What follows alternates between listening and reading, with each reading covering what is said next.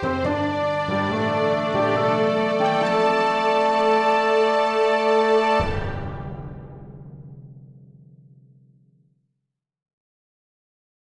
Story Seekers. I'm Nico.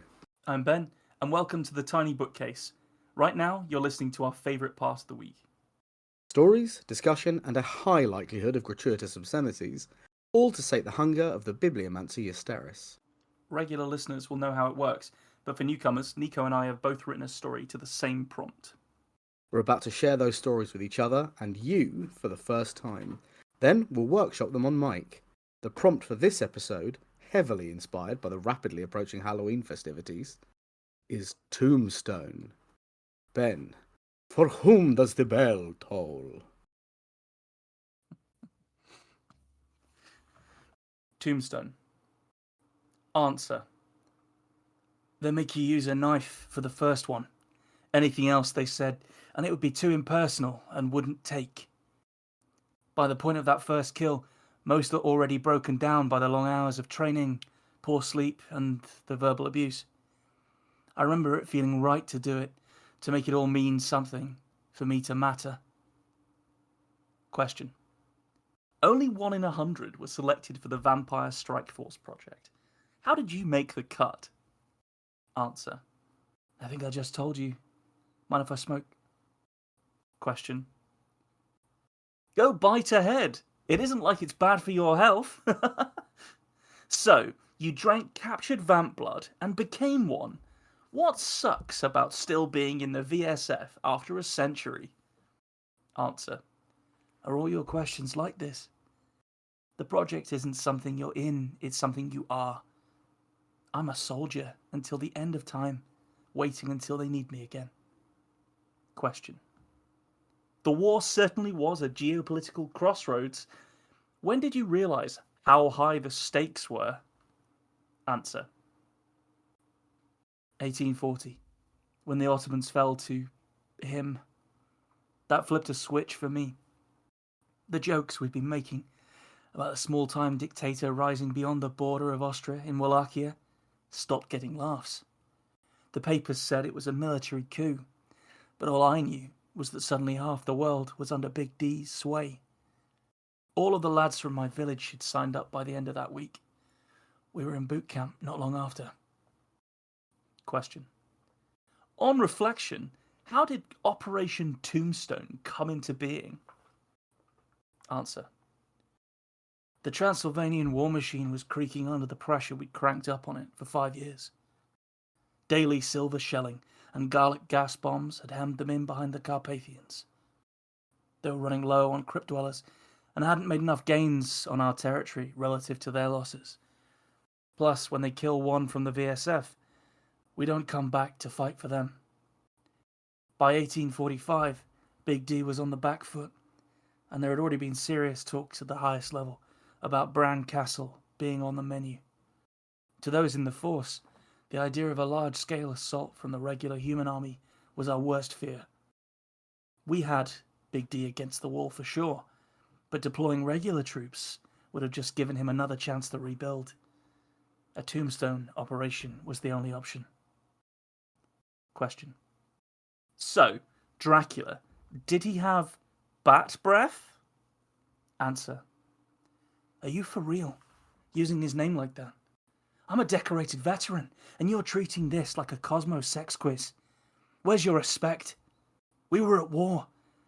We became what we are to save lives, and no matter what those anti-vampires want you to believe, we are not what we eat. Question. I apologise for my grave mistake. I assure you that I'm your biggest fang. What were Big D's final moments like? Answer. We bat-dropped onto the castle's towers, which set off the early warning system of his wives. Half my unit had been obliterated before we torched the last of their nests. Our radios were silent. There was no exfiltration planned. It was do or everyone will die time. I led what was left of us in sweeping the castle floor by floor. The place was filled with his personal bodyguards, political prisoners, and lovers. We dropped them indiscriminately, with our stake bows and took our knives to their hearts to make sure of them. He must have heard us coming, but we found him waiting alone on his throne. He was fast, far too fast. Before we'd realized he'd moved, we were already being pulled apart, bitten and slashed at in a frenzy of shadows. In that whirlwind, I threw a stake at where I guessed he was going to be next. That's how I got him. Question. It sounds like it was all hands on deck. What did his blood taste like? Answer. What? Question. It really has been a charmed life for you and your blood brothers since then, in the last 100 years, hasn't it? How does it feel to be an immortal celebrity? Answer. Celebrity is pretty much all we have left to occupy us now. The use of the VSF in war is, as you no doubt know, prohibited by international law. Some of us went into finance or art dealing, others wrote memoirs. I chose acting. Question.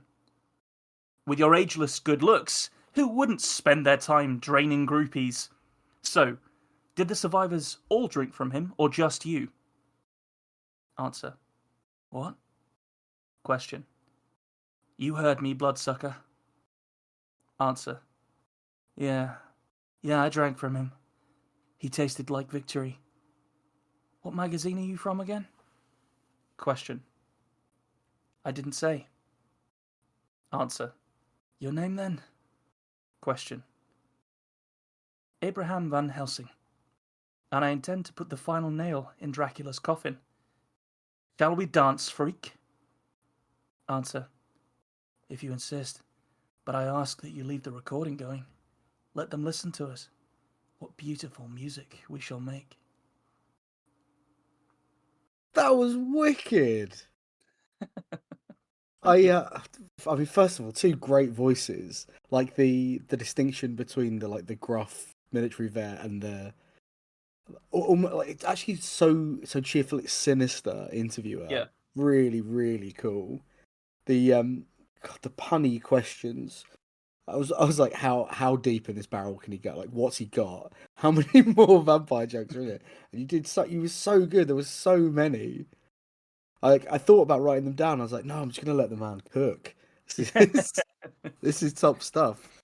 Like, really, really cool root concept with the idea of the vampire strike force, like making your own. Well, strike force, yeah, for lack of a better term, like super soldiers out of stolen vampire blood, and like the idea of the silver shelling, and that's all really cool. I did actually write down this is like a military version of Van Helsing, the Jackman one earlier. I got proper Van Helsing vibes in it, which turned out to have been an excellent plant by you, because there he was, or there a relative was at the end, which is a twist I didn't see coming. Like that, the first time that the question was about, did you drink from Dracula, and it caught your guy off guard. That was, really, really well paced, really cool twist. Like a good horror time, like Halloween time story, without needing to like go into super detail, because you've used that existing framework of the Big D, as we'll call him, story, and just slotted your own cool paramilitary force in. So I was all about that, man. That was really good. Well, thank you. I was. I think it would be remiss of me to not mention that when we were at FantasyCon, we encountered the people behind the game Eat the Reich, which is a role-playing game about a vampire strike force in 1945 going in to kill Dracula, basically. So this was a concept that was in my mind, and I did not make this up. What I did was I pushed it back to when the Ottoman Empire was about, so you get the Vlad the Impaler stuff going, and then I gave it the World War II but earlier vibe, and some other more modern political stuff in there as well. But I actually haven't read through that book yet, so I don't know how heavily I've lifted here. Whether there are steak bows and silver shells and gas and garlic gases and stuff like that. But I do know Garlic from gas. That's a great yeah, idea. yeah. I think I'm sure that's from something. That must be. This is the thing with when you're interacting with Dracula, Lauren. It's why I wasn't too bothered about my approach. Being heavily inspired by Eat the Reich. And it's because it's all done to death, pun intended. Yeah. Like it's just to the point where there's been parodies and serious takes and blah blah blah blah.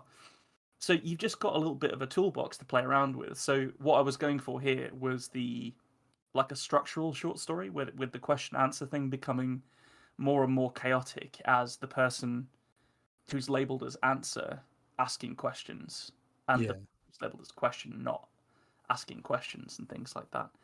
Um, yeah, so I had a lot of fun with this one. I don't know how highly I'd rank this one in terms of what I've written for season 8, but it was a lot of fun, and I this is about as close as I come to being able to engage with the kind of like kitschy fun side of Halloween without a drink Yeah.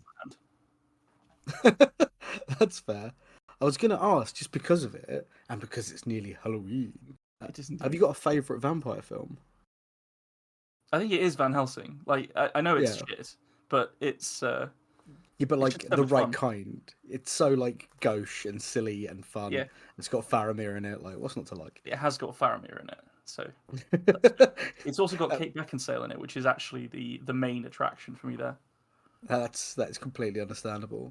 I'm going to say Night Watch for mine. I don't know if you've seen it, but it's Oh, Christ, I have seen that. Yes, that's good. yeah, Yeah, it's a Russian vampire movie taking itself really seriously until it gets super stupid at the end.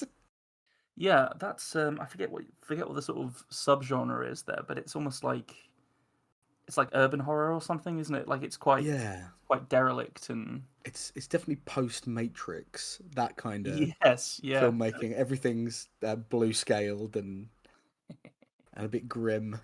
But no, I'm really enjoying the concept of your story. I think there's something fantastic about this.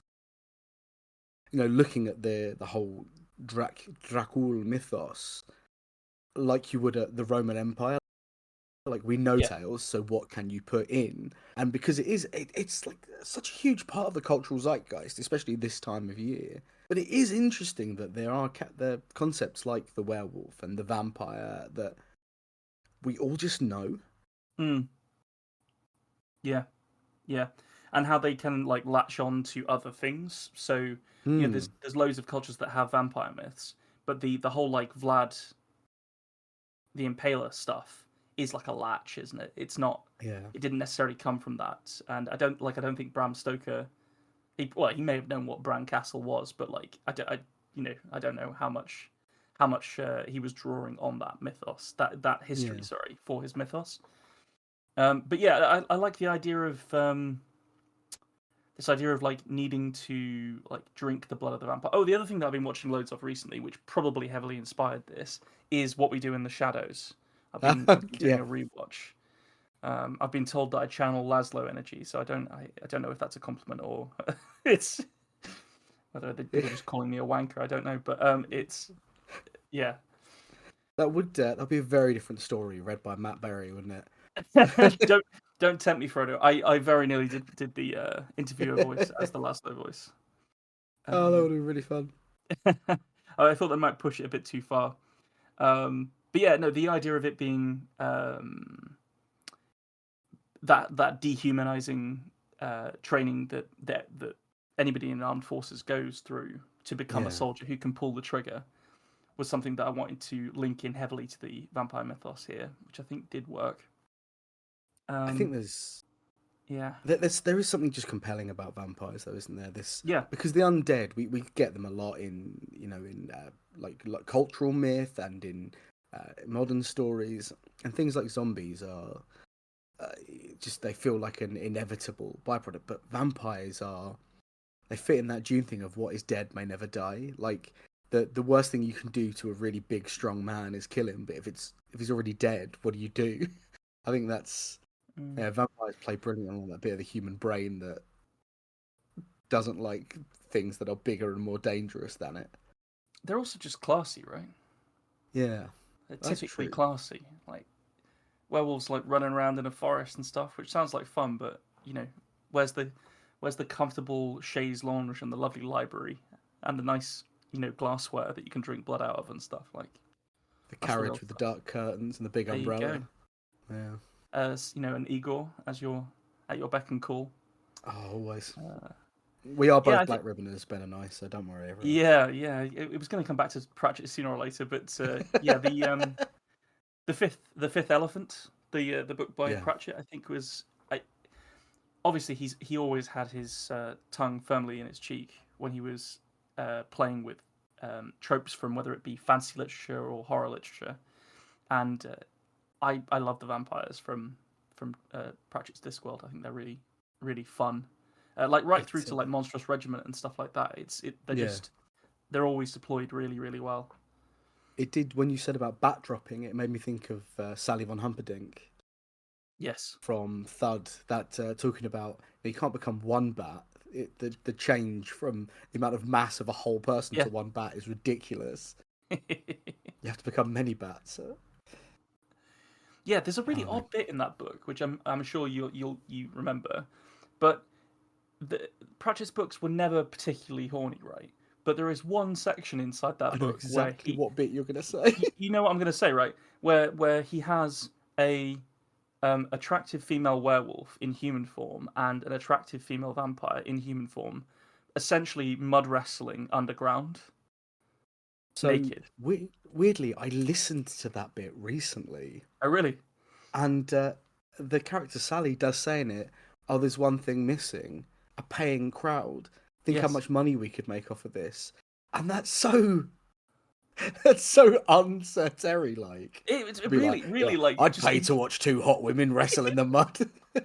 if you could like if you had to like accrue all the bits from the Discworld books where he had no chill, it wouldn't be a long list, but that would be at the No, top of the list. I think especially because he's talked about how beautiful Angua is earlier in the books, but it's always in a kind of and yeah, she was really pretty and Carrot's really muscly and tall, and they went to the bedroom and don't worry about it. Don't. That's not what But we're here let's for. get back to Sir Samuel's drinking problem. Yeah, But that one is very much like, and they both had to be naked because contrived plot reasons. exactly, exactly. Ah, yeah. And then the only other thing I wanted to talk about was just the that like alternate history stuff that I occasionally Yeah, do in my stories. I've been very much into reading about the Ottoman Empire and how the caliphates led to it and stuff yeah, recently.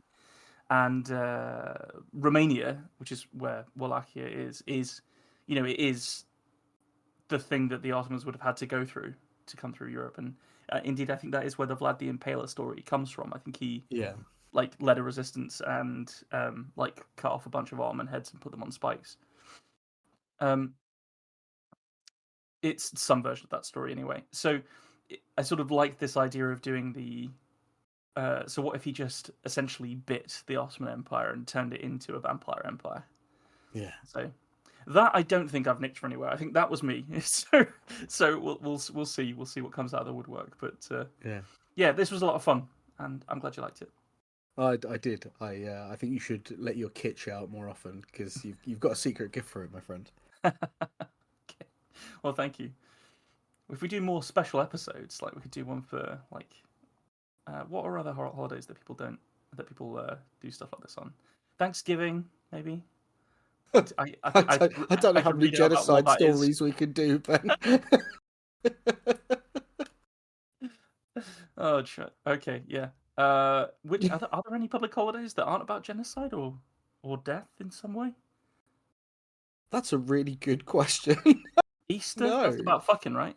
Easter's No, about that's also about death because he oh does the 3-day respawn, doesn't he? 3 day respawn. Yeah, classic move, clutch, Terrible lag. pro tactics. Terrible lag. It's awful ping in heaven. Yeah, great. Come on then, let's get your story. I wanna see what you did for it. Let's do it. Tombstone. Granite. Marble. Granite. I weighed the two chunks of stone in my hands. I couldn't help but think of kitchen countertops as I hefted the two materials. They seemed to drink in the warmth of my digits and change not a degree themselves. Even as I noticed that, I couldn't help but realise I was cold. I'm not by nature a superstitious person. I'll walk under a ladder, I'll shoo a black cat, but something about the perceived proximity to death was chilling. I ran my thumb over the smooth stones and tried to imagine letters carved into them. I could hardly separate them then, and try as I might, the explanations given in the cheaply printed pamphlet did not help. It was on that plasticized paper where it feels as though it would stretch before it tore. I was reminded of standing in dingy cafes by the motorway on achingly long road trips, pulling out that same style of paper from racks where they'd been unceremoniously stuffed by the staff who didn't care about the railway museum or the giant ball of wool. I did, though. I devoured those tiny grease-smudged libraries. I wondered what the Muddlesworth Chair Museum was like inside. I wondered if somewhere, in a village consisting of little more than a post office and a co-op, there was a little one-person operation that would explain in great detail what the difference was between granite and marble. It would probably still be kitchen counters. So I imagined a tombstone, weather-worn and dirty. Decades of rain lashing and bitter winds had worn it smooth. The name was barely legible, the dates long since forgotten. And someone, in my mind's eye, was chopping onions on it. Fitting, I suppose. You're meant to cry at graves, aren't you? I can feel the eyes of the bored 20-something working in the undertaker's drifting ceiling wood. He doesn't care about masonry. Probably doesn't even really care about funerals. Jobs are jobs, aren't they? I doubt this kid was drawing pictures of himself in a top hat, while his friends were crayon scribbles wearing astronaut helmets. I want to ask which one is better, but what counts as better in a situation like this? The leaflets told me that granite will not weather as much, so that means it will last longer, which is good, but marble has an element of class, doesn't it? Roman generals were entombed in marble, I assume. It was all white anyway. This marble in my hand is deepest black, but flecked about with golden shards and veins. I know I'm taking too much time over the thing. It shouldn't hold this power over me. It's going in the floor, and I'll see it once a month, or a year, more likely. I'll go on a birthday, and our anniversary, and the anniversary of the death. Oh, who am I kidding? We used to have those special passes that let you go to the theme park near our little flat as many times in the year as you wanted. Because it was only a little bit more than a normal ticket, so why wouldn't you? And even though we could see the top of the tallest roller coaster there, peeking between the towering hedges of a neighbour's garden, we never went. Even when it was bright and hot and clear, so clear you could catch the screams of the coaster riders on the summer breeze. We just never went. And I know I won't go to this, because it's hard, or inconvenient, or I forget and suddenly, oh shit, it's the 23rd and I was meant to go and see her on the 9th. She'd understand. She'd understand that I put her on the floor and left a great big block of stone so I wouldn't forget which end her head was at. They'd already asked if I wanted to be wearing a bra in the coffin. Why on earth would she want that? The happiest she ever was taking one off after a day at work. I don't believe in ghosts, but I'm not taking a chance like that of being haunted. Granite, I say finally. I watch the face of the young undertaker, looking for any sign that I chose the wrong slab. Scanning for judgment, because I was some sort of granite pervert. Granite. I say it again, but with the emphasis elsewhere. I'm suddenly aware I don't know if I've said granite or granite right my entire life. He doesn't seem to notice at all, really, that I've said it again. He's already pushing buttons to make the ridiculous number go up on the invoice I'll be handed. I can afford the grave and a marker for it. No ceremony. I need it underground before her parents realise that her texts are sounding weird. I could do with their money to make the whole thing happen. It's not about money, before you start thinking that. It was a complete accident. Choke me sounds so sexy in the moment, doesn't it? I could hear the roller coaster screams drifting even as I pressed my thumbs against her. My eyes were shut, and if I'm realistic, I don't think a rhino with a chain around it could have stopped me once it was happening. I couldn't believe the sensation. Obviously, in the moment, I thought maybe it was the edibles we'd had, and once I'd finished coming and flopped down next to her, I was just out cold. I didn't even check that she. I didn't think about. I didn't know what I'd done.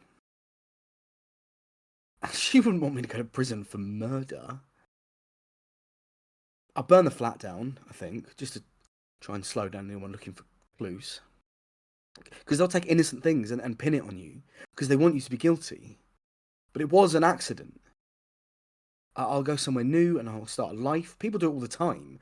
It's not like it'd be hard. I'll visit. Like I said. Or I won't. Like I said. I'll miss her terribly. God, I loved her so much. You can't begin to imagine. You can't fathom how she felt so icy cold in the morning. Just like that piece of granite in my hand. I'll miss our little flat. And its roller coaster view. I'll miss the screams. Great last line. I'll miss the screams. Fantastic. Really, really enjoyable. Obviously, it sounds a bit funny after how it ended, but there was a lot of like observational stuff in there. I think my like initial take is that story could do with like sharpening to an edge. Okay. Because there's so much stuff in there and it's all great, but I'm not sure how much it's serving because Yeah.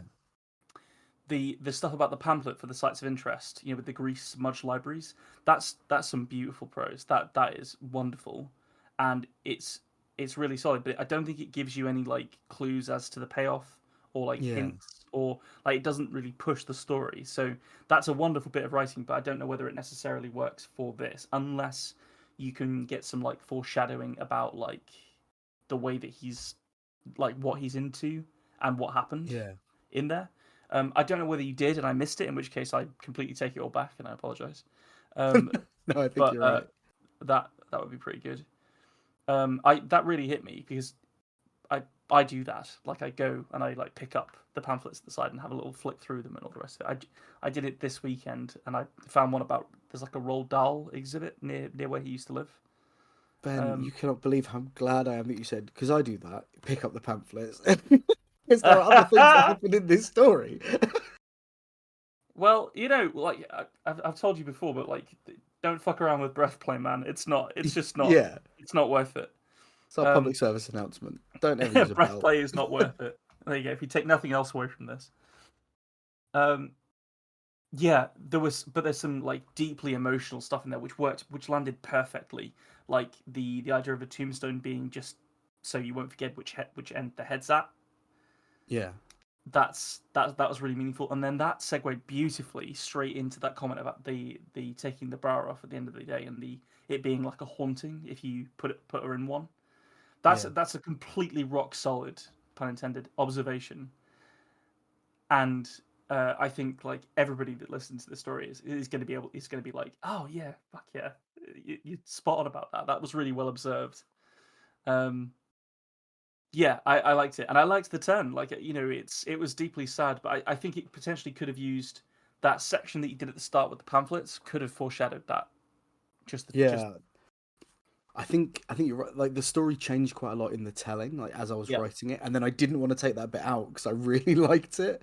But yeah, you're right. If I could like twist it a bit to get it so you start to get an idea of like maybe he's looking at pamphlets for dangerous places, or there was a castle where there was a great big massacre or something, or like where he's going to flee to. It. Oh yeah, that's a great idea. Like the fact that they live next to this theme park, maybe he wants to be next to a new attraction where he moves to next when he's on the run. Yeah. Something like that, or it's just a totally different story. Like, if you love it that much, but it didn't, but you sort of had the sense that it wasn't quite working, then it might well be just that's for a different story. That whole like kill your darlings approach, but you don't have to. You could just adopt them somewhere else. Put your darlings to one side and return to them at a later date. Exactly. No, that's really good feedback. Yeah, thank you. I really enjoyed that story, so it's nice to be able to give hopefully useful feedback on it. The Roman generals entombed in marble, I assume, was just for me. That felt like it was a targeted shot, that one, and also potentially a link between the stories as well, because the Ottoman Empire was Oh founded to be yeah. the next Rome. Damn. The other thing that I really The liked about the way that you were telling the story was the very open and emotionally available way you were describing inertia and how the parallel between never actually using the tickets that you could use at any point and yeah. not going to visit the grave of his wife. Um, it's really good. I think it does just need a through line because we really feel for him in those middle sections. Like he's incredibly empathetic about the tombstone, about the inertia, about the his wife's bra. So that would be really good. I know I'm harping on here, but that would be gorgeous if we already have a bit of like a what's going on here from the start, and then we fall in love with him, and then it Yeah. turns out that actually no, he is a really bad dude, and he's done something, and he's making it even worse by trying to cover it up. Yeah. Like that line about until her parents realize that her texts are sounding weird. Chilling shit, man. Yeah, I think that's the creepiest thing, isn't it? The texting her mum and dad back, like that, what a Yeah, horrible thing for a yeah, person.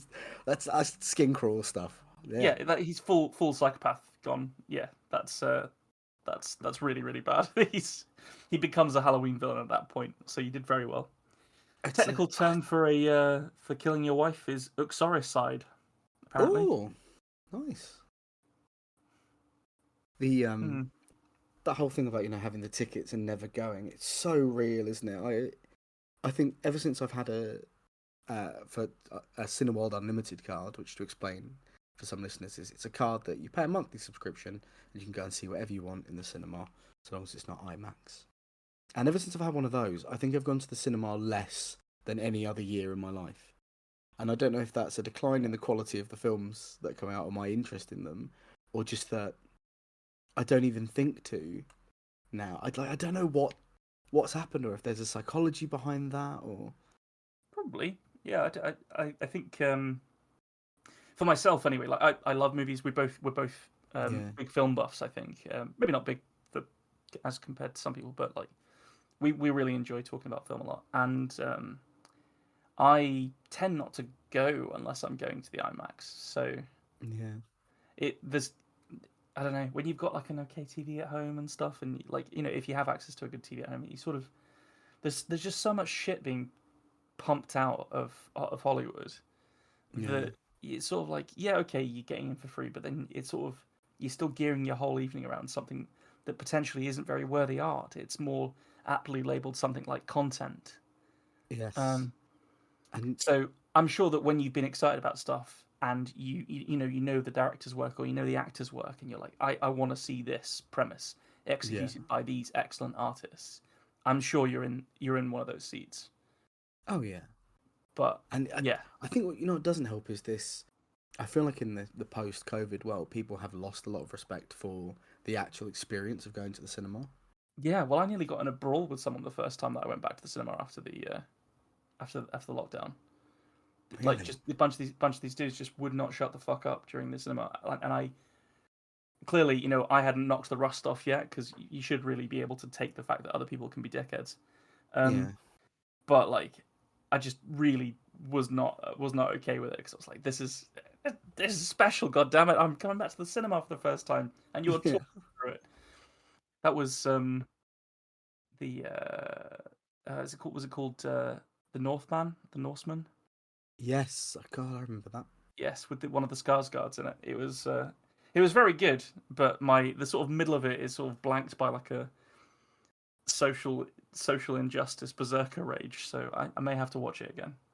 I have that with No Time to Die, the Bond film, Oh yeah, because a couple had snuck in and we were sat right at the back and they'd got into the sort of staff checking on the room bit yeah. and were loudly opening bottles and clinking them against glasses and having a chat right as the movie was building to its emotional crux.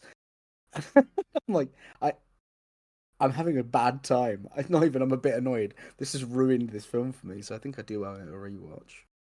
Maybe we're being a bit uptight, but I think there is. Maybe. It's not your living room. It's a Yeah. theatre. You're there to ingest some art, basically, aren't you? So, but then also I do get the vibe that like I have been in, for example, like comedy film screenings where it's really fun to laugh along with 300 other people. Um, I think that's fine. Like, laughing is fine, though. I think having a yeah, full yeah, chat is different. yeah. If you're not engaging with the thing in front of you, this has derailed horribly into a chat Oh, about yeah, cinema terribly. etiquette. But yeah, I think we're on the same page there. No, that's Um, that's my horror story is, and no one's quiet in the cinema. Oh dear. Yes, I do. I do like Halloween. I think it's. I know it's possible because obviously we're in the UK. It is possible to find people that are quite against it, as though it's like an imported holiday from America, and even though I think Yeah. its roots are in Ireland rather than America, isn't it? But Yes. anyway, this concept of like the trick or treating and the carved pumpkins and all the rest of it, and I really like it. I sort of don't care. Like I Yeah. don't observe any religious holidays really, but I do observe Halloween. I just like an excuse to watch horror movies. Not that I need one, but it means other people are more susceptible to the offer of them. So I'm all for Halloween. That's true. That's true. Maybe I have a very limited knowledge of horror movies. So if anybody's listening and knows a really good horror movie that you're desperate for me to watch, then let us know through your preferred methods. um, Hopefully not like some sort of like blood, drawn message on my wall. That's not cool. But a simple DM or an email is fine. No, I'll give you his address. Don't worry. Just message No, it. doxed. Should we send them on their way? Go and watch your horror movies, and we shall watch ours, and we'll see you unspooked again soon for new episodes with new guests. Yes, we've got absolutely tons of guests coming your way. So strap in. Thanks for joining us for this episode of The Tiny Bookcase. Remember to subscribe, otherwise you're going to miss out on the future fun. Also, tell a friend. If you like this episode, link them to it. We'd be tremendously grateful. You can follow us on Twitter at BookcaseTiny, Facebook at The Tiny Bookcase, and Instagram at BookcaseTiny for updates. Speaking of supporting the podcast, well, magic can only take one so far. The Tiny Bookcase is supported by the generosity of its patrons. Those kind souls have really kept my belly full the last year. Let's cast a spell for them, shall we? For rich ginger tones on their scalp, let us cast the Orangi Hedondo spell for Scott Byrne. And for general fabulousness, why not the Ooh La La How's Your Mother spell on Matthew McLaren?